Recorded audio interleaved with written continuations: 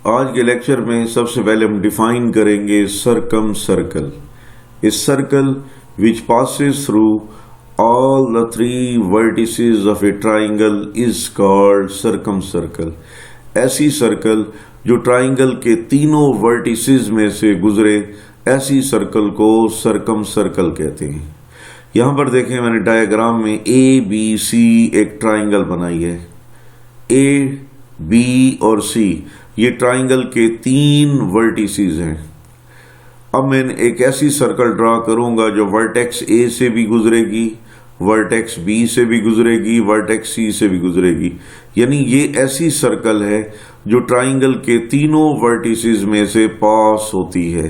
तो ऐसी सर्कल को हम सर्कम सर्कल का नाम देते हैं। सर्कम सर्कल के बाद नेक्स्ट डेफिनेशन है सर्कम सेंटर। मैंने आपके सामने जो सर्कम सर्कल ड्रा की है, इस सर्कल का जो सेंटर होगा वो सर्कम सेंटर कहलाता है। लेकिन सर्कम सेंटर को एक प्रॉपर तरीके से हम यूं डिफाइन करते हैं, the point of intersection of right bisectors of the sides of the triangle is called circumcircle। यानी ट्राइंगल की तीनों साइडों के परपेंडिकुलर बाइसेक्टर या राइट बाइसेक्टर जिस नुक्ते पर एक दूसरे को काटते हैं, जिस नुक्ते पर मिलते हैं, वो नुक्ता सर्कम सेंटर कहलाता है। तो डायग्राम में देखें, ए बी सी ट्राइंगल है। अब मैं एक ऐसी लाइन ड्रा करता हूं जो ट्राइंगल की साइड ए बी को दो बराबर हिस्सों में डिवाइड कर देगी और ए ट्राइंगल की साइड ए बी पर परपेंडिकुलर होगी। तो ऐसी लाइन जो ट्राइंगल की साइड ए बी को दो बराबर हिस्सों में डिवाइड भी करे और ए बी पर परपेंडिकुलर भी हो, तो ये लाइन परपेंडिकुलर बाइसेक्टर यानी राइट बाइसेक्टर कहलाती है। तो जिस तरह मैंने ट्राइंगल की साइड ए बी का राइट बाइसेक्टर ड्रा किया है, इस तरह ट्राइंगल की साइड बी सी का भी राइट बाइसेक्टर ड्रा किया है। ट्राइंगल की साइड सी ए का भी राइट बाइसेक्टर यानी परपेंडिकुलर बाइसेक्टर ड्रा किया है। तो ये तीनों राइट बाइसेक्टर या परपेंडिकुलर बाइसेक्टर एक नुक्ते पर मिल रहे हैं। तो ये जो उनका पॉइंट ऑफ इंटरसेक्शन है, ये point of intersection circum circle का सेंटर कहलाता है। इसलिए सर्कम सेंटर की डेफिनेशन क्या होगी? The point of intersections of the right bisectors of the sides of the triangle. Triangle की तीनों साइडों के जो परपेंडिकुलर बाइसेक्टर्स हैं, जो राइट बाइसेक्टर्स हैं, तीनों परपेंडिकुलर बाइसेक्टर जिस नुक्ते पर मिलते हैं वो point of intersection circum centre कहलाता है। अब सर्कम सर्कल का हमने सेंटर बताया, तो इसका रेडियस भी होना चाहिए सर्कल का। तो सर्कम सर्कल का जो रेडियस होता है उसे हम सर्कम रेडियस कहते हैं, और ऐसी सर्कल का जो रेडियस होता है उसे हम कैपिटल आर से जाहिर करते हैं। उसके बाद नेक्स्ट डेफिनेशन है इन सर्कल या inscribed circle. A circle drawn inside a triangle. ऐसी सर्कल जो ट्राइंगल के अंदर बनाई जाती है। ऐसी सर्कल जो ट्राइंगल के अंदर बनाई जाती है, टचिंग इट्स थ्री साइड्स, और ट्राइंगल की तीनों साइड को टच करती है। यानी ऐसी सर्कल है जो ट्राइंगल के अंदर हमने बनाई है, और ये ऐसी सर्कल है जो ट्राइंगल की साइड ए बी को टच करती है, ट्राइंगल की साइड बी सी को टच करती है, ट्राइंगल की साइड सी ए को टच करती है।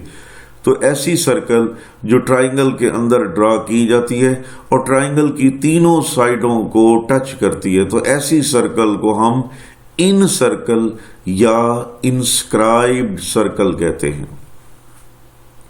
अब इसके बाद हमने पढ़ना है इन सेंटर। इन सर्कल का जो सेंटर होता है वो इन सेंटर कहलाता है, लेकिन प्रॉपर तरीके से इसको हम डिफाइन यूं करेंगे, the point of intersection of angle bisectors of the triangle is called in centre.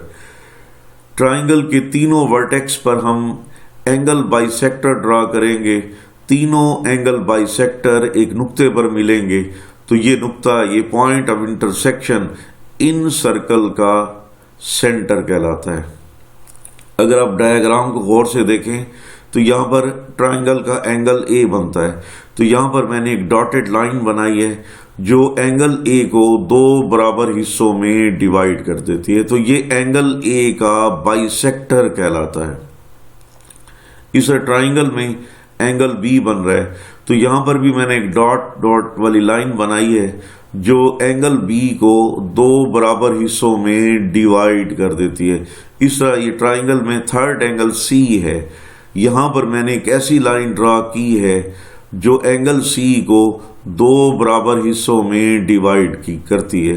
यानी हमने तीनों ट्रायंगल के जो तीनों एंगल्स हैं उन एंगल्स के बाइसेक्टर्स ड्रा किए। एंगल ए का बाइसेक्टर, एंगल बी का बाइसेक्टर, एंगल सी का बाइसेक्टर, तीनों बाइसेक्टर एक नुक्ते पर मिलते हैं, तो ये पॉइंट ऑफ इंटरसेक्शन क्या कहलाता है? जी हाँ, इसको हम इन सेंटर का नाम देते हैं। अब उसके बाद नेक्स्ट डेफिनेशन है इन radius. The radius of in circle, in circle का जो रेडियस होता है ऐसी सर्कल का, वो इन रेडियस कहलाता है और उसे हम डिनोट करते हैं स्मॉल आर से। इसके बाद अगली डेफिनेशन है एक्स सर्कल और ई सर्कल और ascribed circle. A circle which touches one side of the triangle externally, ऐसी सर्कल जो ट्राइंगल की एक साइड को एक्सटर्नली टच करती है, and the other two sides that have been extended, और ट्राइंगल की बाकी दो साइडें जिन्हें एक्सटेंड किया गया है, जिन्हें बढ़ा दिया गया है, उनको टच करती है। ऐसी सर्कल जो ट्राइंगल की एक साइड को एक्सटर्नली टच करती है और बाकी ट्राइंगल की दो साइडें जिन्हें हमने एक्सटेंड किया है, जिन्हें हमने बढ़ा दिया है, उनको टच करती है, तो ऐसी सर्कल को हम एक्स सर्कल या ई सर्कल या एस्क्राइब्ड सर्कल कहते हैं। तो यहां पर डायग्राम में देखें, ए बी सी एक ट्राइंगल है। ट्राइंगल के साथ मैंने एक सर्कल बनाई है जो ट्राइंगल की साइड बी सी को बाहर से टच करती है, यानी एक्सटर्नली टच करती है, क्योंकि ये सर्कल ट्राइंगल के बाहर है, ट्राइंगल के अंदर नहीं है। अगर ये सर्कल ट्राइंगल के अंदर होती तो ट्राइंगल की साइड बी सी को इंटरनली टच करती, लेकिन चूंकि सर्कल बाहर बनाई गई है तो ये सर्कल ट्राइंगल की साइड बी सी को एक्सटर्नली टच करती है। इसके अलावा ट्राइंगल की साइड ए बी को हमने एक्सटेंड किया है, ट्राइंगल की साइड ए सी को एक्सटेंड किया है, तो ये दो एक्सटेंडेड साइड्स को भी टच करती है। तो ऐसी सर्कल जो ट्राइंगल की एक साइड को एक्सटर्नली और बाकी दो साइडें जिन्हें हम एक्सटेंड करते हैं उन्हें भी टच करती है, तो ऐसी सर्कल को हम एक्स सर्कल या ई सर्कल या एस्क्राइब्ड सर्कल कहते हैं। अब इस वक्त डायग्राम में जो सर्कल बनी हुई है वो वर्टेक्स ए के सामने बनी हुई है। हम इस तरह ऐसी भी डायग्राम बना सकते हैं जिसमें एस्क्राइब्ड सर्कल वर्टेक्स बी के सामने बनेगी या वर्टेक्स सी के सामने बनेगी। इस डेफिनेशन के बाद नेक्स्ट हमारे पास डेफिनेशन है ई सेंटर या एस्क्राइब्ड सेंटर। ई सर्कल का, एस्क्राइब्ड सर्कल का जो सेंटर होता है वो ई सेंटर या एस्क्राइब्ड सेंटर कहलाता है, लेकिन इसकी प्रॉपर डेफिनेशन क्या है? The point of intersection of internal bisector of one angle and the external bisectors of the other two angles of the triangle is called E-center या ascribed center। तो कहता है एक एंगल का, ट्राइंगल के एक एंगल का इंटरनल बाइसेक्टर और ट्राइंगल के दो एंगल्स का एक्सटर्नल बाइसेक्टर, तीनों बाइसेक्टर एक नुक्ते पर मिलते हैं।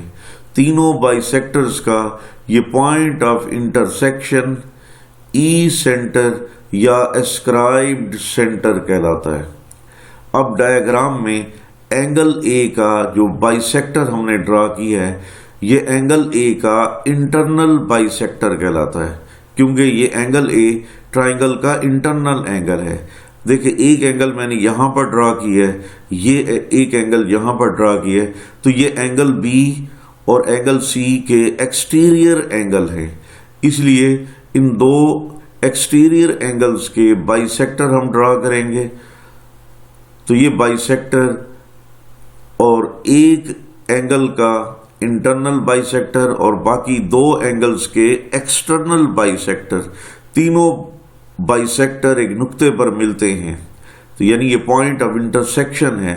इसको हम ई सेंटर या एस्क्राइब्ड सेंटर कहते हैं। इसके बाद नेक्स्ट डेफिनेशन है, the radius of escribed circle is called escribed radius.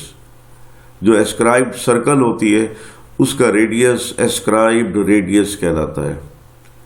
The radius of escribed circle opposite to vertex A is denoted by R1। ऐसी एस्क्राइब्ड सर्कल, ऐसी ई सर्कल जो triangle के vertex A के बिल्कुल opposite बनती है, जैसा कि डायग्राम में दिखाया गया है, तो ऐसी सर्कल का रेडियस R1 कहलाता है। इसी तरह the radius of the escribed circle opposite to vertex B is denoted by R2। ऐसी ई सर्कल या एस्क्राइब्ड सर्कल जो ट्राइंगल के वर्टेक्स बी के अपोजिट बनेगी उसको हम R2 से डिनोट करते हैं। The radius of the escribed circle opposite to vertex C, तो ऐसी एस्क्राइब्ड सर्कल जो ट्राइंगल के वर्टेक्स सी के बिल्कुल सामने बनेगी, तो ऐसी सर्कल का जो रेडियस होगा वो R3 कहलाएगा। इसलिए R1, R2, R3 ये एस्क्राइब्ड रेडियाई हैं।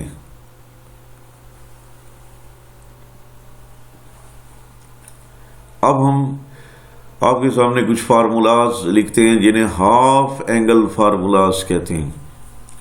आपने law of sine, law of cosine, law of tangents के फार्मूलाज भी पढ़े हुए हैं। तो ये हाफ एंगल फार्मूलाज हैं। ये ओब्लीक ट्राइंगल को सॉल्व करने के लिए भी इस्तेमाल होते हैं। उस वक्त इस्तेमाल होते हैं जब ओब्लीक ट्राइंगल की तीन साइडें गिवन हो। आप रिकॉल करें, आपने पढ़ा था कि जब हम किसी ओब्लीक ट्राइंगल को सॉल्व करते हैं और उसकी तीन साइडें गिवन हो तो लॉ ऑफ कोसाइन्स अप्लाई करते हैं। जी हाँ, लॉ ऑफ कोसाइन के साथ साथ ये हाफ एंगल फार्मूलाज भी यूज कर सकते हैं। तो पहले तीन half angle formulas cos alpha over 2, cos beta over 2 और कॉस गैमा ओवर 2 के ये फार्मूलाज हैं। नेक्स्ट जो दूसरे नंबर पर तीन फार्मूलाज हैं वो sine alpha over 2, sine beta over 2, sine gamma over 2 के फार्मूलाज हैं। तीसरे नंबर पर जो हाफ एंगल फार्मूलाज जो तीन लिखे हुए हैं ये हैं tan alpha over 2, tan beta over 2 और टेन गैमा ओवर 2 के फार्मूलाज हैं। ये फार्मूलाज प्रॉब्लम्स को सॉल्व करने के लिए और इसके अलावा ओब्लीक ट्राइंगल को सॉल्व करने के लिए भी इस्तेमाल हो सकते हैं। अच्छा, कैपिटल आर के बारे में बताया था कि ये सरकम सर्कल का रेडियस है। इसका फार्मूला कैपिटल आर बराबर होता है A B C over 4 delta, यानी एरिया ऑफ द ट्राइंगल। दूसरा फार्मूला है capital R is equal to A over 2 sine alpha is equal to B over 2 sine beta is equal to C over 2 sine gamma. तो ये मैंने आपके सामने सरकम radius के फार्मूले लिखे हैं। स्मॉल आर ये इन रेडियस होता है, इन सर्कल का रेडियस, इन रेडियस। इसका फार्मूला होता है R is equal to delta over S. R1, R2 ये एस्क्राइब्ड सर्कल के रेडियाई होते हैं। R1 जब एस्क्राइब्ड सर्कल वर्टेक्स ए के सामने बनाई जाए तो उसका जो सर्कल का जो रेडियस होता है वो R1 कहलाता है। R1 बराबर होता है डेल्टा ओवर S माइनस ए। R2 एस्क्राइब्ड सर्कल अगर वर्टेक्स बी के सामने बने तो उसका रेडियस R2 कहलाता है और उसका फार्मूला है R2 is equal to delta over S नफी B। R3 ऐसी अस्क्राइब्ड सर्कल जो ट्राइंगल के वर्टेक्स C के अपोजिट बने, सामने बने, तो ऐसी अस्क्राइब्ड सर्कल का रेडियस R3 कहलाता है और उसका फार्मूला है R3 is equal to delta over S minus C। ये एक्चुअली फार्मूलाज आपको इसलिए बता रहा हूं कि स्मार्ट सिलेबस के मुताबिक हमने कैपिटल R का ये फार्मूला प्रूव करना है। Capital R is equal to ABC over 4 delta. इस फार्मूले को प्रूव करने के लिए इन फार्मूलाज की जरूरत पड़ेगी और इसके अलावा जब हम एक्सरसाइज 2.8 को हल करेंगे नेक्स्ट लेक्चर में तो फिर इन फार्मूलाज की हमें जरूरत पेश आएगी। Capital R, we know that capital R बराबर होता है A divided by 2 sine alpha. हमने इस सर्कम रेडियस के इस फार्मूले की मदद से ये वाला फार्मूला जो पहला फार्मूला है उसको हम ड्राइव करते हैं। R is equal to A divided by 2 sine alpha.